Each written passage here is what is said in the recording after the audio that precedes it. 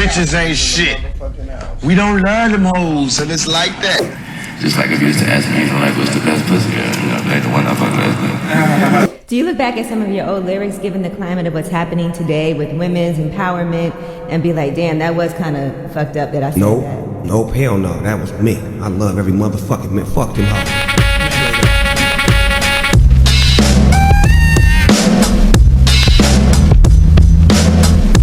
Fuck her good. Take that.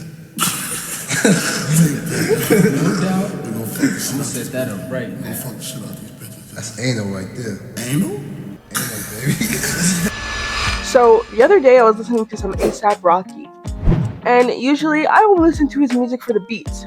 But as I was listening, I noticed how disgustingly he talked about women throughout the entire song. Take these bars, for example.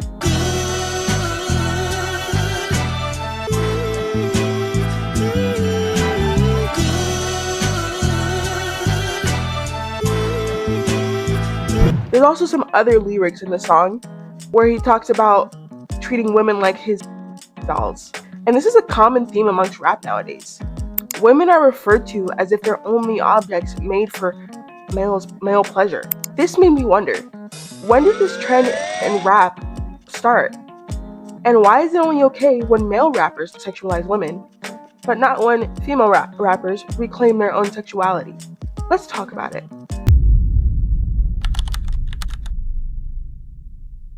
I think most of us know the story of how hip-hop or rap started.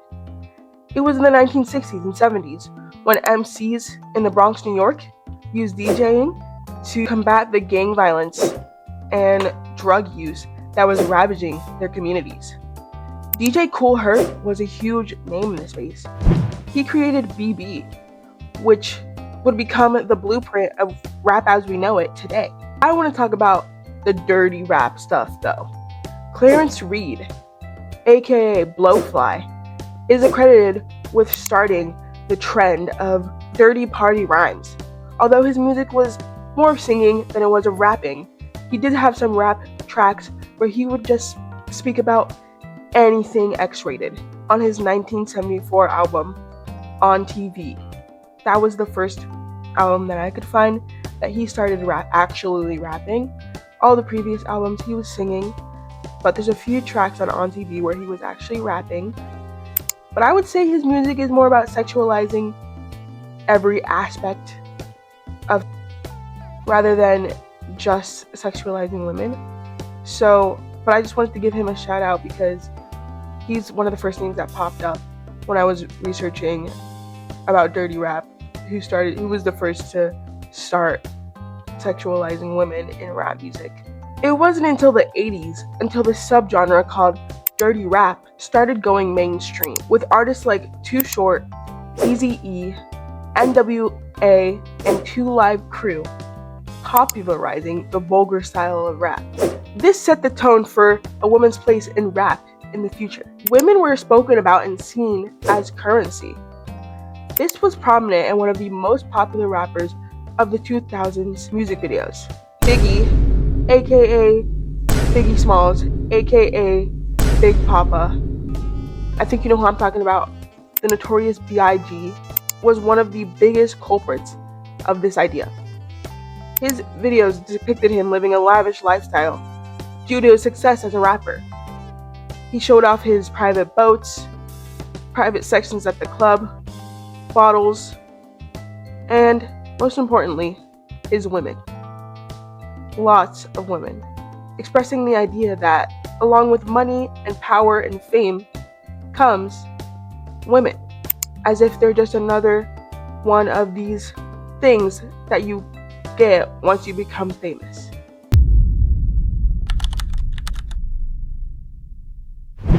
Nowadays, these kind of lyrics about women are commonplace.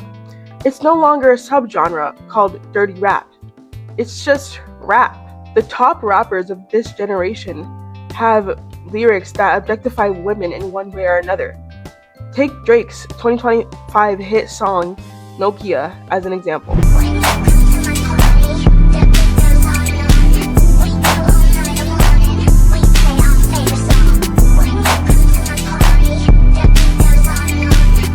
Is it Stacy? Is it Becky? Is it Keisha? Is it Ashley? Or is it Danny?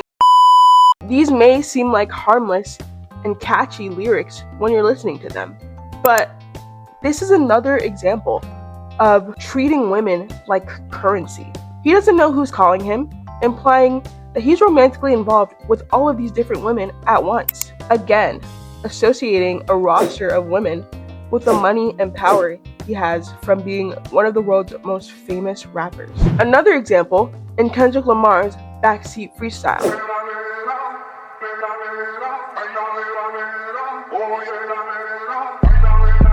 I'm calling out this song as a Kendrick fan. I find that Kendrick Lamar is one of the only rap artists that I can listen to without feeling attacked as a woman. But I still wanted to include this example because it shows that even the rappers who are known for their lyricism, Kendrick Lamar being regarded as one of the best lyricists of all time, can still play into rap culture. And rap culture is misogynistic, plain and simple. Women are constantly referred to as bitches and hoes, as playthings for male pleasure, as currency. This whole song is about Kendrick having money, power, and women. Again, associating women with currency, with inanimate objects that hold societal value, that hold economic value, not as living human beings.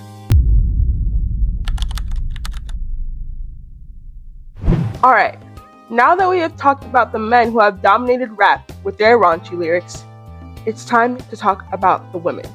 But we can't talk about modern women in hip-hop without first talking about Lil' Kim. Her 1996 album, Hardcore, is listed by Rolling Stone as the third most controversial album of all time. It is highly criticized for its X-rated content. Feminists revered her during the time for being the first woman to make raunchy rap music, as they felt offended by the men who dominated the space and continuously degraded women in their music. She is now credited with opening the door for women in rap. Women like Megan Thee Stallion, Cardi B, Doechii, and I would say Nicki Minaj. We all know about that situation. It's a sensitive topic. I'll definitely give her some credit for being the first woman to do this. I definitely think she opened the door for the women that we have in rap now. But I think that she played into it during her time. She played into the sexualization of women by men. It was less of a reclamation and more of a sex symbol, I guess, for Black men. That's what they said in like an article that I read. And I kind of agree with that take a little bit because there's a song on the Hardcore album called Take It, and it's just a full track, no singing, no rapping, of men, and you can hear Biggie Smalls' voice in it, just completely degrading and objectifying women, talking about their body parts, calling them out of their name. I don't hear a single woman's name throughout the whole entire song. It's just, look at the thing that she got on her, blah, blah, blah, blah. It's really hard to listen to, but it's included on this Hardcore album, and I kind of feel like, you know, including this is a little bit nasty. Like, not calling her nasty, but it does play into the same idea that those male rappers had, you know what I mean? It's still glorifying that kind of behavior, but I'll give her the benefit of the doubt because it was a different time. There was no other woman like her. She was making it big, and she kind of had to do what she had to do to make it big in Hollywood, and that's kind of how she felt about it. I mean, I'm assuming that's probably how she felt about it too, is that she had to play into the male rappers and the dominant forces of rap at that time, or else she wouldn't have made it. So I will give her that. What's funny to me is how women in rap are so controversial for reclaiming their own sexuality, talking about their own bodies. In the 90s, Lil' Kim was highly controversial and criticized for the raunchiness of her album, for what the kids were listening to, for what they would hear. And that's understandable. Her album was very raunchy, and children should not have been listening to it. But how come I didn't hear the same kind of... I mean, I wasn't alive back then, don't get me wrong. But just in general, in the media, even today, women can make a song that's raunchy, and men can make a song that's the same, but maybe even worse. But you won't hear anyone talking about the man's song. You'll only hear them talking about the woman's song. Modern day example I'll give you is WAP by Cardi B and Megan Thee Stallion. That song received so much backlash. I remember everyone was talking about it, debating about it, whether it was okay, whether it should be out in the world being heard by children. And I don't agree that this song should be heard by children, but I don't agree that this song should be any more criticized than any song by a male rapper that includes the sexualization of women. And it goes back into a long history of men believing that it's okay for them to be open about their sexual promiscuity, but women having to keep it on the down low, or if they do talk about being sexually active, sleeping with multiple men, they're gonna be called a slut, a whore, a hoe, all this different stuff. And it's not okay. And what was even crazier to me is that Snoop Dogg had the audacity to call out this song. Snoop Dogg, bro. He's been in controversies himself for his raunchy music. So the audacity of him to call out WAP as if he hasn't made songs that talk about the same things. He said, and I quote, "That's your jewel of the Nile. That's what you should hold on to. That should be a possession that no one gets to know about until they know about it." That's honestly laughable to me, because Snoop Dogg is a part of the reason why whatever jewel, whatever secret women are supposed to be keeping is already out there in the world. Because if a woman didn't rap about it, you rapped about it already. You told everyone, all of these young children, all of these young boys listening to your music, what it's like to have for women. So why can't a woman just talk about it herself? It's her own body. It seems more morally correct to me to have a woman singing about her own body and her own sexual experiences rather than a man speaking about a woman's body. I'm confused. And you may be wondering, why does this even matter? It's just music. It's just a song, right? Wrong! It isn't just music. It is the most popular genre in the world, meaning millions, if not billions, of young boys are listening to it, looking up to these men and following what they're saying in their music. It's not just the lyrics that objectify women. It's the lyrics that encourage them to commit crimes and do drugs, promoting damaging lifestyles as a cool way to live. At the end of the day, these boys are looking up to rappers like Kendrick Lamar and Offset, who cheat on their wives, the mother of their children. Men like Playboy Cardi, who beat their girlfriends. It's a culture that we as a society should not be promoting. And I would hope that one day, rap will stop being so vulgar and insightful of the mistreating of women and committing crimes and doing drugs.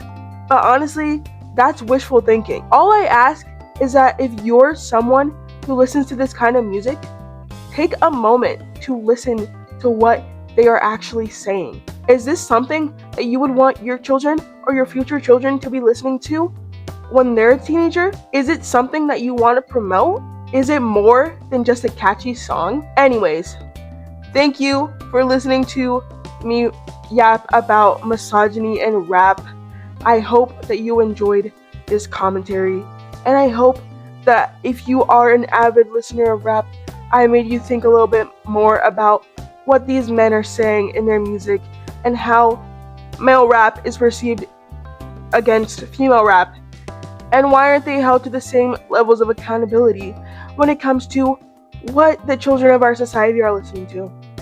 Thank you so much. I'll see you guys later.